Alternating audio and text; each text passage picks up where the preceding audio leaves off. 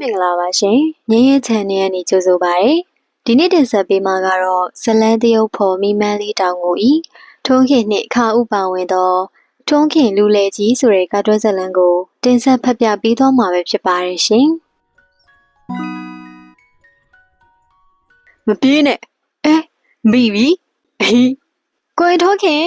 ဟာအိမ်မက်တဲ့ခါဦးလေးနဲ့ကြည်တော့မလို့ဟာဘယ်သူတကားခောက်တာလဲဟဲခါဦးလေးပဲငါအိမ်မက်တဲ့ခါဦးလေးနဲ့ကြည်တော့မလို့ဟာအပြင်ကတကယ်ခါဦးအစ်စ်ကလာနှောက်ရှက်တာပဲခါဦးလေးဘာကိစ္စနဲ့ထုံးစီလာတာလဲလမ်းလို့လားကန်တော်ကြီးသွားပြီးထုံးနဲ့အပန်းဖြည့်ခြင်းလို့လားဟိုရောက်မှာအာဝါရီအမုန်းဆွဲပြစ်မယ်ထုံးအခုပဲအဝတ်စားလဲပြီးလိုက်ဖို့မယ်ဒီနေ့ထုံးအလုပ်မဂဇင်းတိုက်ပိတ်ရက်လေတော့ဟာရီလို့ထုံးမလို့လာတာကဲဟဲနားလိုက်တာဘာလို့ထုတာလ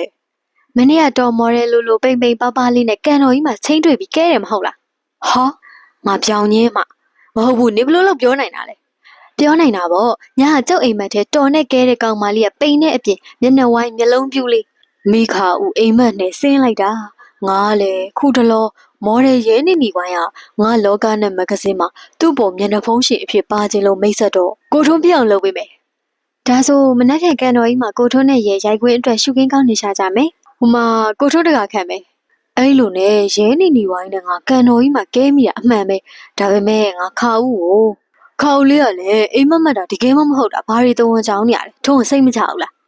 ဟုတ်တယ်ဒီမှာအလှအပတွေပေါ်နေတာနောက်ပြီးကျုပ်အိမ်မက်ကအမြဲဆင်းတက်တာကိုချစ်သူကိုမှန်ရင်ပိုဆင်းတက်လို့စိတ်မချဖြစ်ပြီးလာကြည့်ရဟမ်စိတ်မချရင်ခုပဲခါဦးလေးရွာမပြန်နဲ့ထုံးနဲ့နေဟမ်ခါဦးလေးရဲနေဝိုင်းမဂဇင်းမျက်နှာဖုံးအတွက်ငါ့ကိုပေးသွားတဲ့ဓာတ်ပုံလေးစပွဲပေါ်မှာတွေ့ပြီးယူကြည့်ဒါခါဦးပုံများကိုကြည့်ပြီးဟမ်ငါညအိမ်မက်ထဲတော်နဲ့ကဲတဲ့ကောင်မမျက်နှာနဲ့ဒီဓာတ်ပုံတွေကကောင်မမျက်နှာတူးနေတယ်ကျုပ်အိမ်မက်ကအမြဲဆင်းပါတယ်လို့ကဲတော်ပါပြောမလဲခုသက်သေခံနဲ့လက်ဘူးလက်ချက်မိပြီဟိုတကယ်လဲဓာတ်ပုံများမှာရဲနေဝိုင်းထုံးခေကိုအမှတ်တရပေးထားသောပုံများဖြစ်ကသူမမှာနမိတ်ကြီးရန်အတွက်စူးစမ်းနေသောကောင်မလေးဖြစ်၏ကဲပြောလေသူဘသူလဲဆိုတာဟိုလာပြန်ပြီတဟိုနဲ့ခွေးချက်ချင်းဖြစ်ကဲဟဲဒုက္ခပဲဘယ်လိုပြောရမလဲဒါဟိုဟာလေဒီဟာလေပြောထို့ချင်းဖော်ထုံးဟာဓာတ်ပုံစရာစွမ်းကြည့်ပဲဘာကိစ္စမနေ့ကမင်းတို့မဂ္ဂဇင်းတိုက်ပိုင်ရှင်ကရှေ့လာမျက်နှာဖုံးသုံးမဲ့မေမျိုးဓာတ်ပုံတွေကိုသူရွေးပြီးမင်းကိုပေးလိုက်မယ်မင်းသူ့အိမ်သွားယူတဲ့နောက်နေ့တတင်းကုန်တွေအလုပ်ပိတ်ရမို့တိုက်မလာခင်နဲ့တဲ့ဒီလိုပြောလို့လားယူတာအော်ဟုတ်တယ်ထုတ်ဝေသူကြီးပေးလိုက်တယ်လက်ကလေးမြောက်တင်လေးကော့ထားတဲ့တကူလုံးပုံရွေးထားတယ်တဲ့ပေးစောမြင်မြပုံကြီးချရမယ်ကွာထိုးရင်စပွဲပေါ်မှာရဲနေဝိုင်းဓာတ်ပုံများကိုယူပါငါစပွဲပေါ်မှာအစင်းသစ်တင်ထားပါတယ်ကွာမင်းလာရင်ပေးရအောင်လို့ဓာတ်ပုံဆရာစွမ်းကြီးကိုပေးလိုက်သည်စွမ်းကြီးမှာဓာတ်ပုံများကိုမကြည့်ပဲအိတ်ထဲထည့်ကရော့ပေးသွားမယ်ဟဲ့တော်ပါသေးရဲ့စွမ်းကြီးမေမျိုးဓာတ်ပုံလာတောင်းတာရဲနေဝိုင်းဓာတ်ပုံတွေပေးလိုက်လို့ခါဦးလေးတန်တရားစိတ်ပြောက်တယ်နှုတ်မလွယ်ဘူးဒီကောင်ကမန်းကရယူသွားလို့ပေါ့ဒီကောင်လဲဒီနေ့ပုံကြီးချိန်မှမတင်ပါဘူးကိုတငယ်ချင်းကြောင့်သိတာပေါ့ခါဦးလေးပြန်မှအမြန်ဖုံးဆက်ပြီးမေမျိုးဓာတ်ပုံတွေလဲရမယ်ဆိုးကရဲနေဝိုင်းဓာတ်ပုံတွေကိုမဂ္ဂဇင်းမျက်နှာဖုံးအတွက်လာပို့ထားတာလို့ညာရင်ရရတာနဲ့အေးလေနောက်တစ်ခါကြုံလာရင်ညာရမှာပေါ့မျက်နှာဖုံးရှင်ကိုသူနဲ့ငါတဝင်းထိုးမိတာပဲထုံးတို့မဂ္ဂဇင်းသမားတွေကဒီလိုမော်ဒယ်တွေရုပ်ရှင်မင်းသမီးလေးတွေနဲ့အမြဲဆက်ဆံရတာပေါ့ဒါပေါ့အလုပ်သဘောပဲလေဘာဖြစ်ခါဦးတို့ကမိမသားတဝင်းတော့တူတာပေါ့တဝင်းတို့နေရင်စိတ်မချရင်ခုရောင်းမပြန်နဲ့တော့ထိုးစီမှာပဲနေပါဖိုးတို့ရေဒါစွမ်းကြီးအတန်ဓာတ်ပုံတွေမှားလို့လာလဲတာပြောရင်ငါ့ကိုခါဦးလေးအသိထုတော့မယ်ဖိုးတို့ရေမင်းတို့မဂ္ဂဇင်းမှာမင်းစင်နေပြီးစာရေးဆက်သွယ်နေတဲ့စာရေးဆရာချစ်တော်မမင်းကိုတခါမှမတွေ့ဘူးလို့ခုမျိုးတက်အလားမဂ္ဂဇင်းတိုက်ပိတ်လို့တဲ့စာအုပ်ထဲငါလိပ်စာနဲ့ငါလာတွေ့ပြီးမင်းလိပ်စာတောင်းလို့ငါပေးလိုက်တယ်အခု10နာရီမင်းရောက်အောင်စုံစမ်းလာမယ်တဲ့မှားလိုက်တယ်ခုနကမေ့သွားလို့ပြန်လာပြောတာသွားပြီဒီစကားခါဦးရှိပြောလို့ကွာဒီတစ်ခါတော့ဘာစင်ကြည့်ပေးမလဲပြောကဲထို့ချိန်ဓာတ်ပုံဆရာစွမ်းကြီးမှာခုချိန်ဒီကောင်သူ့ရီးစားထုလို့ကြောကော့နေပြီပေါ့ငါသူ့စီလာတာသူ့ရီးစားရောက်နေတာကိုမိတ်ဆက်မပြီးတော့အချွန်နဲ့မလိုက်တာပေါ့သူ့အိတ်ခမ်းတဲ့စပွဲမှာတင်ထားတဲ့ဓာတ်ပုံတွေကကောင်းမလေးကခုတွေ့တဲ့ကောင်းမလေးဖြစ်နေတော့သူ့ရီးစားမှန်သိတာပေါ့ခုလဲသူ့ကောင်းမလေးထုအောင်လုပ်ခဲ့ပေမဲ့နောက်ကျေးဇူးတင်ပါပ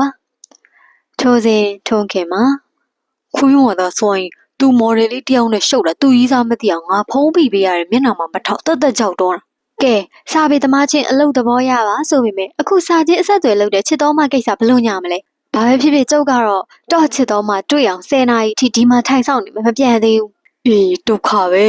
ငါ့ကိုချစ်တော်မှအစားနဲ့သူ့လိုက်ရင်ထုံးနဲ့ကန်တော်ကြီးရုပ်ရှင်ုံလေးအပြက်နှွှဲအောင်လို့ရေးထားတာဒါကိုခါဦးလေးသိရင်သေထုမှာစာချင်းဖက်လေကြတာလာရင်အဖွားကြီးဖြစ်လေခါဦးကငါ့ကိုထုမှာပဲရုပ်ဆိုးမကြီးဖြစ်လေထုမှာပဲဒုက္ခခါဦးလေးကတော့10နာရီထိုးထိပေးဆောင်လို့ ထိုစဉ်ထုံးရှိလား ဟဲ့အတန်လေးကနဝင်ချိုလိုက်တာ လာပြီငါနဲ့တွေ့မယ် ဟဲ့ ဒီအိမ်ကထုံး ချစ်တော်မှခါဦးတက်ပို့လန်းနေဒါလေးနဲ့ကြည်ရလို့ခါဦးလေးမုံပြစ်ပါဆိုကြင်ကြင်နဲ့နဲ့ကြီးလက်ခံတယ်ဒီတော့ဟုတ်တယ်ကျွန်တော်ထုံးပါ ရှင်ကထုံးလား ဟုတ်တယ်လောကနဲ့မဂဇင်းတိုက်ကထုံးလေ ဟိုကျမကမော်ဒယ်မင်းသားထုံးဖို့အိမ်လားလို့ကျမကသူ့အမခံပြိသက်ဖုန်းနဲ့မိတ်ဆက်ရင်အိမ်လာရင်ရပါတယ်ဆိုလို့လိပ်စာနဲ့လားရှာတာ အေးလိမ့်စာမလာတဲ့ကောင်းပါလိမ့်ပဲထုံးမဘွားလမ်းထိပ်မှာနေတာ မော်ဒယ်မင်းသားတစ်လေထုံးဖို့တဲ့ကိုရင်ထိုးခင်ရွာယူလာတဲ့ဂျာနေမြင်ဘူးတဲ့လှမလှငါလည်းမိတ်ဆက်ချင်တယ်ခု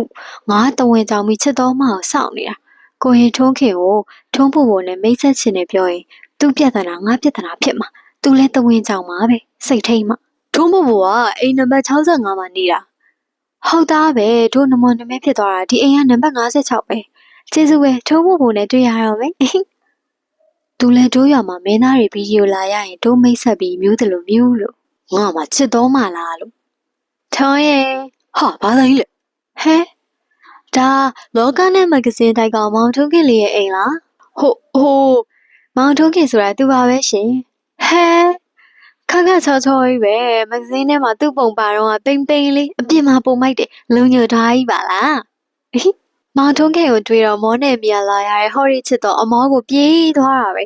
နေကနေစားရိုက်ကပို့တဲ့ကြပြားတွေကိုဟော်ရီကမောင်ထုံးခင်ရွေးပြီးစားပြန်ပေးလို့လူချင်းသိတွေ့ချင်နေတာအိမ်မက်ထဲထိပဲ လာပြန်ပြီအိမ်မ ကဲမောင်ထုံးခင်လေးရေးတဲ့စားရဲရလို့ချစ်တော်လာရင်ကန်တော်ကြီးရုပ်ရှင်နေရအနက်ကိုယ်တိုင်လိုက်ပြမယ်ဆိုတာလေ အတန်အိုးကြီးနဲ့ဒါကြောင့်သူငါစီဖုန်းနဲ့စကားမပြောပဲစာနဲ့ပဲဆက်သွဲနေတာငါတကယ်မိမအောင်မေလို့စာနဲ့ကဲမိတာကွယ် မိမကလောက်အမိခံထားတဲ့ယောက်ျား ကဲခုပဲချစ်တော်လိုက်ပြလေစားရတော့တာအားလုံးချစ်တော်အကုန်ခံမယ်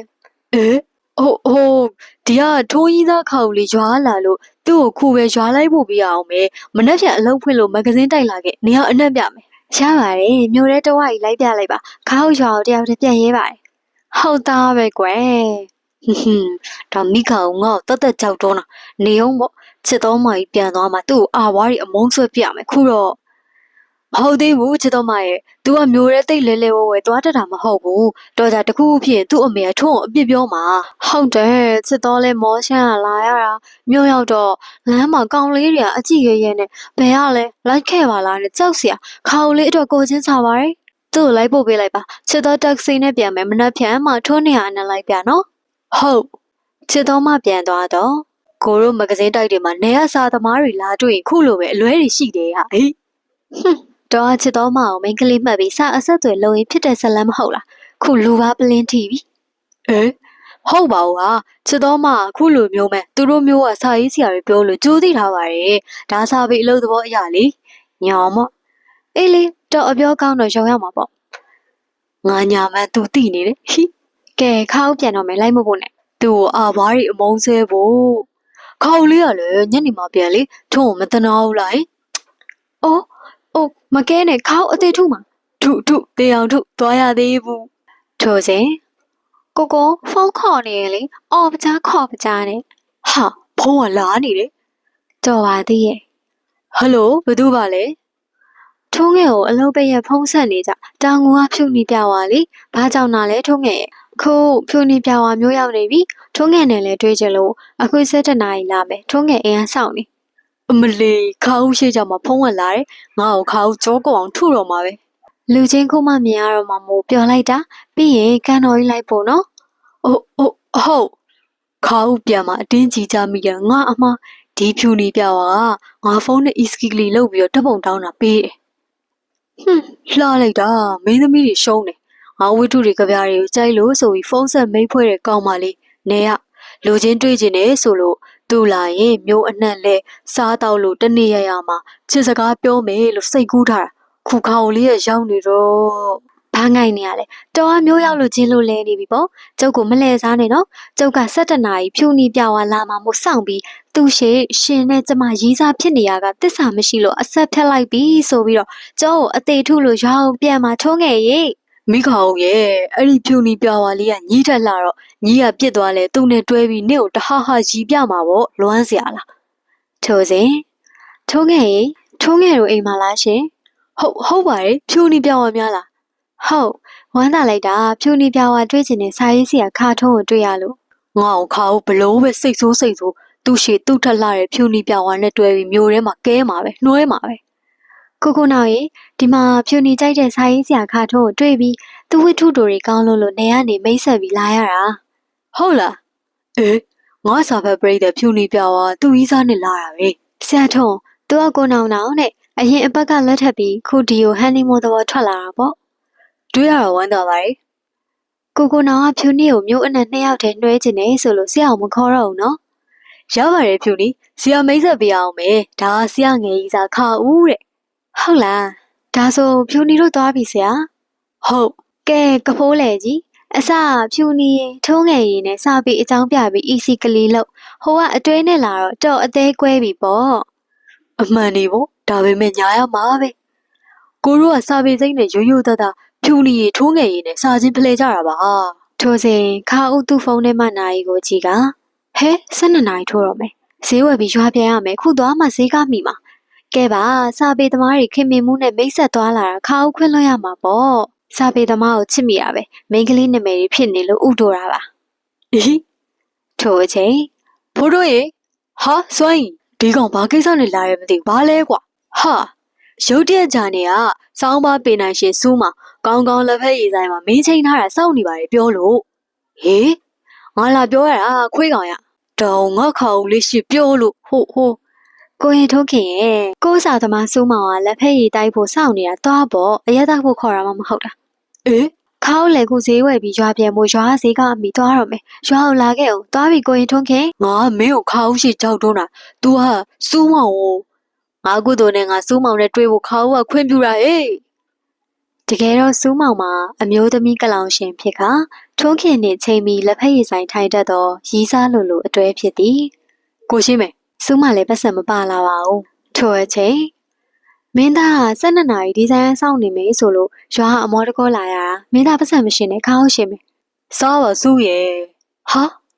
တကယ်တော့ခါဦးလေသူ့ရွာရင်လာကတော့မင်းသားပြုံးဆဆနဲ့မျိုးရင်ချိန်ပြီးလာကထိုးခင်စီခဏဝင်ပြီးလက်ဖက်ရည်ဆိုင်တွင်စကားပြောနေခြင်းဖြစ်၏သူတို့နှစ်ယောက်ဆိုင်ထဲတွင်ကြောချင်းကစကားပြောနေသည်ကိုသူတို့ကိုယ်တိုင်မသိကြ ထိုးခင်ခါဦးကလည်းလူလေပဲအားနာရဗျာ စားပါမင်းသား စုဘဲသွားအောင်မလဲ အဆုံးထိနာဆင်ခဲ့ကြတဲ့တယောက်ချင်းစီတိုင်းကိုကျေးဇူးအထူးပဲတင်ပါတယ်ရှင်။တာယာပျော်ရွှင်တဲ့နေ့ရက်တိုင်းကိုပိုင်ဆိုင်နိုင်ကြပါစေ။နောက်ထပ်ဗီဒီယိုတွေမှာပြန်လည်ဆုံတွေ့ကြမယ်နော်။